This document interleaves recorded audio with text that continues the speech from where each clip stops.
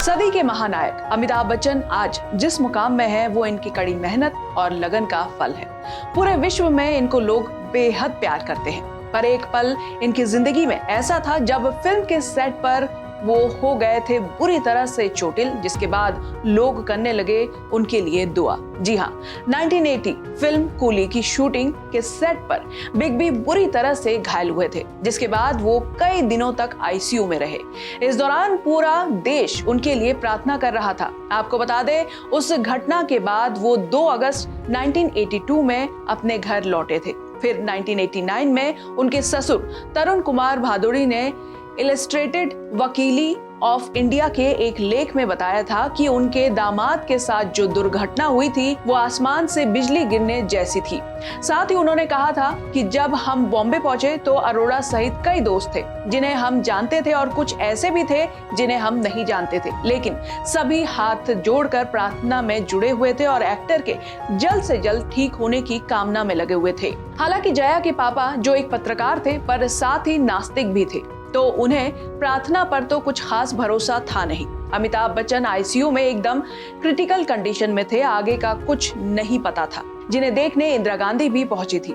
इसी आर्टिकल में जया के पापा बताते हैं कि मॉर्निंग में जया मुझे और मेरी पत्नी को ब्रिज कैंडी अस्पताल के आईसीयू में ले गई। वहां अमित की हालत देखने लायक नहीं थी। शरीर में कई नलियां लगी हुई थी, गाल खोखले और रूखे थे, आंखें धसी हुई। जैसे ही जया की मम्मी ने देखा वो बेहोश हो गई।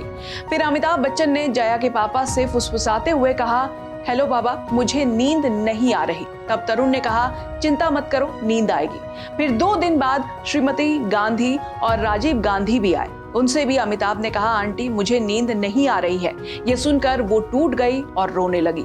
इसके बाद अमिताभ बच्चन को कई हफ्तों तक तकलीफ रही और जब उनको अस्पताल से छुट्टी मिली तो उन्होंने अपने सारे फैंस को शुक्रिया कहा।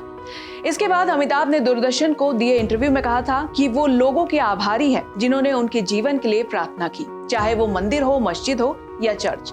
अब मैं कोशिश करूंगा कि आपकी उम्मीदों पर खरा उतर सकूं। लेकिन जैसे कि हमने पहले आपको बताया था कि उनके ससुर नास्तिक थे, तो उन्हें डॉक्टर्स की मेहनत पर ज्यादा भरोसा था। हालांकि उनकी पत्नी और लाखों लोगों ने कहा कि ये भगवान की कृपा है, पर वो इससे सहमत नहीं थे। उनका कहना था कि अगर अमित नहीं बचता तो हर कोई डॉक्टर को दोष देता। अब जब वो बच गया तो उन्हें डॉक्टरों की तारीफ करनी चाहिए, ना कि भगवान और प्रार्थना की। खैर, अमिताभ बच्चन जिसकी भी वजह से ठीक हुए, पर सबका एक ही मकसद था, उनका जल्द से जल्द ठीक होना, जो कि वो हो गए।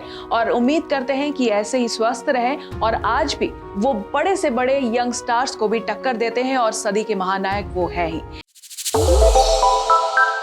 श्रेष्ठ उत्तराखंड पर खबरों से जुड़े रहने के लिए चैनल को सब्सक्राइब और लाइक करें, बेल आइकन दबाएं और देखते रहें श्रेष्ठ उत्तराखंड।